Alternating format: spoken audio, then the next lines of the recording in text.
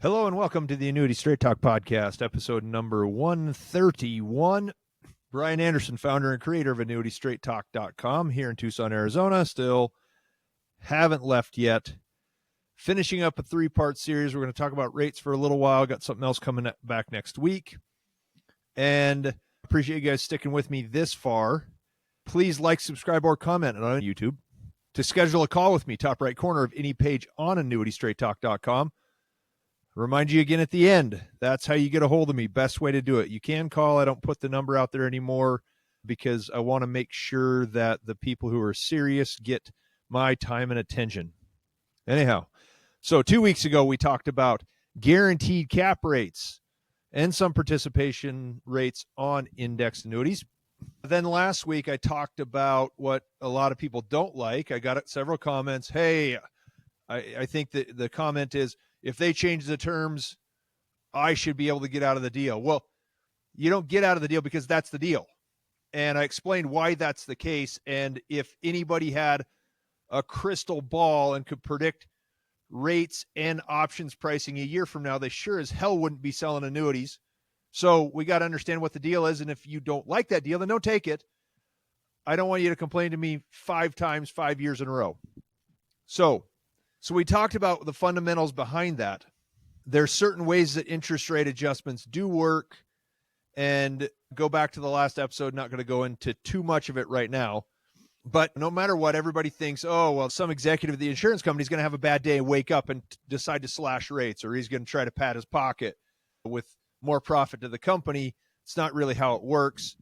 Mutual companies, private companies, really solid places like that, profit doesn't go into the executive's pocket. It goes to the policyholders.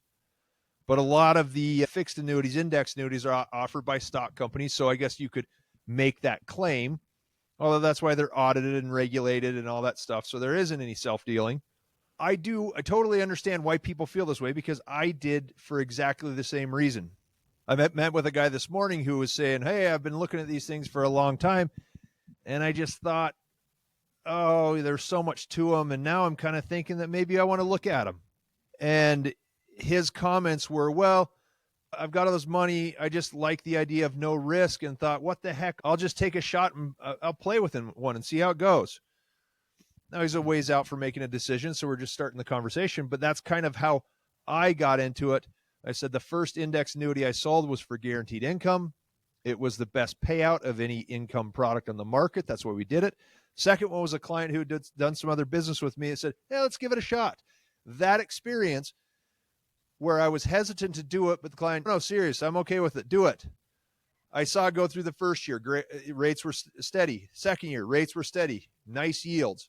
At the time, this is back in 2012, 13, interest rates were in the toilet, and this guy was getting 5.5% a year. Hey, this isn't so bad. We talked about the contracts that have rates that will never drop. There aren't a whole lot of them, but they usually come from pretty good companies. And if you want the added assurance or the simplicity of that, I totally understand. Rates are good enough now. If you set in one of those forever, then you don't have to make a decision every year. You're just playing the averages, and the chances are you will do just fine. And in a good scenario, maybe do really well. So I did initially write this again 3 years ago. And back then there were just a couple on the market that were available. And I thought, hey, in a few years, I'll bet there's more of these. And there are. Turns out I was right. Okay. So all the factors at play that we discussed last week, got a lot of feedback on it. A lot of people appreciate the additional information. I'm trying to pass along everything I know so that you guys can have a shot at making a good decision. Nobody else goes into this depth of analysis to explain contracts. And I would expect the benefit of the doubt for my efforts. I'm very honest about this situation. So my objective, obviously, is to give you the most information possible. You're welcome to take somebody else's word for it if you'd like to do that. I hear from so many people, I listen to this guy do that, whatever. Not my problem. Trying to help. Take it for what it's worth. Okay. So again, from a little bit of last week, bond funds change day to day. Stocks and dividends, the rates they pay out change constantly as well. You can sell a stock or bond at a current price at the moment you decide the terms don't work. But then what do you buy?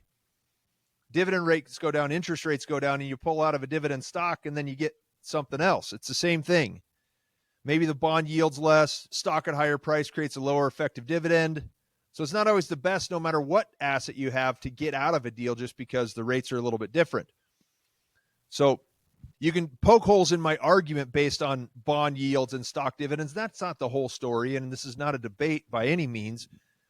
Those assets have their place, and I certainly think they're valuable in certain situations. If you're going to throw that at me, I'll talk about volatility, price volatility with either one. And that's why people are looking at annuities, because of the guarantees. The value of the contract does not fluctuate. It only goes up. Although a lot of different advisors will take a different approach, the solutions I offer are good for those people who want to justify taking the path of true stability for some assets. That's what an annuity does. So the guy that started this several years ago, he decided not to buy specifically because I don't like the insurance company being able to change rates. Explain the fundamentals, makes no difference. Didn't matter to him. Still wanted to go with it. And I had sold several similar contracts since then and around that time. And I remember thinking about, I was just simply trying to prove in this first example, we got 3 examples here. Okay. I'm going to show you one where rates went up. I'm going to show you one where rates went steady, and I'm going to show you one that had a really nice yield in the final year of the surrender term. So when I was trying to prove that the rates don't drop, I looked up the contract that the guy passed on. It was Great American Life, which is now Mass Mutual Ascend. I proposed it in September 2017. And if you're looking at the screen, you can see right now, these aren't going to look like great rates compared to what's available now, but this was pretty dang good for growth potential back in 2017. Treasuries were below 2%, less than half of what they are now. So the first graphic is from the initial illustration. So I usually keep those. I go back and look at it. And this is the same time the one guy decided not to buy. And that's fine. My business does fine. If one person doesn't buy it, doesn't matter to me. But when you take my information and make it easy for somebody else, that bothers me. A lot of people do that. And if you do it, don't admit it to me. Just don't ever come back. So S&P 500 annual point-to-point cap on the top is 5.15%. All the other rates are there as well. And on the bottom, the declared interest rate, that's the fixed account rate, was 2%. So fast forward a few years, when I'm writing this renewal letter, I think, wait a second, let me go look at one of the contracts that somebody bought. And it was the same. The contract this was an illustration from September 2017. And I have somebody who bought the same contract in October 2017. And the 2020 renewal letter has these rates. Identical contract, exact same thing. This was my favorite one at the time. It's still a very good one. And on the renewal form, the 1-year declared rate, 2.25. Not a huge increase, but it's higher than it was when it started at 2%. S&P 500, 1-year point-to-point. They're in a little bit different order on the renewal statement. 5.40% cap, up from 5.15. There you have it. They can go both directions. That is proof to exactly what I have been saying. They can, in fact, rise as well as drop, so long as certain conditions are met. It's an adjustable rate that works in your favor just as easily as it can work against you. And same exact contract, illustrated 2 weeks apart, so they were the same deal. My goal for each person that did this was to find a solid growth contract, give them lots of upside potential. I think I did a pretty good job. So it's potential. That's what you're buying. Whether a contract increases rates will depend partly on how the bond portfolio that backs the annuity is structured. Midland National is another company. You guys know I like it. I've had people inside the company tell me that they take a long-term pricing approach that gives them confidence that rates will remain steady throughout the surrender term. But before I sell anything from a particular company, I have to do my best to figure out whether I can rely on information like that. And I knew Midland was a good private company, an ESOP, not paying taxes, lots of cash, very solid financial strength. I took the leap with them almost 6 years ago, and here's a good example of rates remaining steady until now. This contract is almost 5 years old, and this first shot is from the contract data page at the front of the contract, issued with a fixed rate of 2.7% and an S&P 500 cap rate of 5.15, 2 years after the first contract I talked about. So I didn't share the whole thing. You're going to have to take my word for it to some extent. But I say that fixed rate is kind of the barometer in that contract. If the fixed rate stays the same, the rest of them are steady.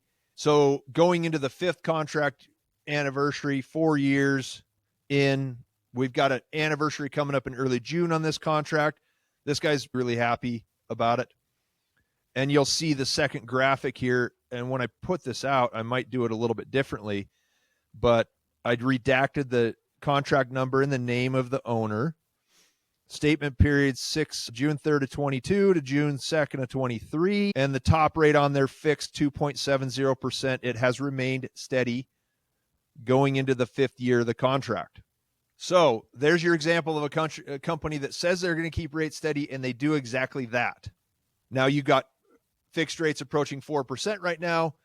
In this case, 25, 30% more growth potential. And I'll tell you, this contract is one of the best performing I've seen.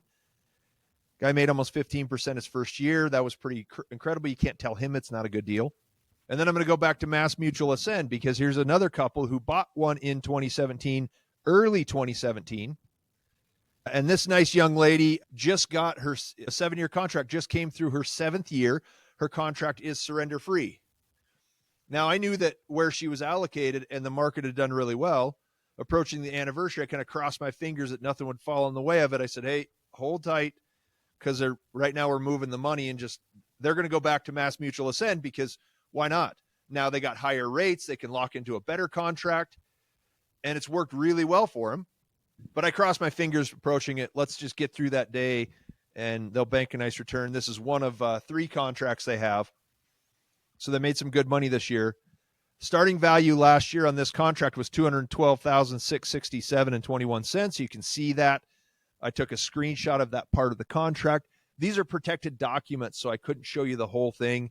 They wouldn't let me redact the information, and I'm sure you guys understand. You'd want me to protect your information as well, so I'm not going to share that publicly on YouTube. But they made $15,877, protected asset from an A-plus company. It comes out to 7.47% annual rate of return in the final year of surrender. Now, what are MIGAs paying? 5.5%, 5% if you want a really flexible contract. And everybody says, oh, they're not going to grow. 7.47% in the last year. They had plenty of good growth before that as well. So I'd say these guys did well. Again, you're not going to be able to convince her if you don't like it now. Hey, they took the leap in 2017. This is obviously earlier than the other ones, but there is objective proof. We got rates that rise, rates that stay steady, and contracts that continue to perform all the way through the surrender term. I feel like I've chosen some really good companies. I don't feel like, as far as accumulation goes, I need to go too far outside of this unless there's a material reason to do so. Like I said before, the locked cap rates, typically from really solid companies. Midland's got one contract that's got some guaranteed participation rates, and Mass Mutual Ascend's got the S&P 500 cap rate. So you got the choice. Get guaranteed rates or go with more options and adjustable rates. Again, with the guaranteed rates, you got to stay in that option for the extended term. People like the simplicity of that, but it's not for everyone. Talked to a guy this morning, the guy that wants to give it a shot and play with one. He's going to have to decide. He wanted to kind of choose back and forth, but there's some stress that goes along with that, and I'm going to cover how do you choose the best options and what we do with as far as that goes every year. That's going to come down in the next few episodes. I just think it's been long overdue that I talk about that. But here it is, as objective as I can make it. This is episode 131, part 2 of adjustable index annuity rates. I appreciate you guys joining me for this episode. Please like, subscribe, or comment on YouTube. Hit the little bell in the top right corner of YouTube. You get notified when the video is released there. Or you can subscribe to the newsletter on AnnuityStraightTalk.com. You'll get it delivered to your email every Saturday morning. Or right now I'm on track for about 48 to 50 weeks per year. So I think I hit one every week this year so far. Got a lot of topics and a lot of things to cover with you guys. The skyline behind me is beautiful. Look forward to meeting with you. Make an appointment, top right corner of AnnuityStraightTalk.com. Schedule a call. Pretty simple process. So you guys have a great week. I will be back with you next week for episode 132. You have been listening to Annuity Straight Talk. The preceding information is for informational and educational purposes only and does not represent tax, legal, or investment advice. The views expressed by guests on this program are their own and do not necessarily reflect the views of Annuity Straight Talk or its partners.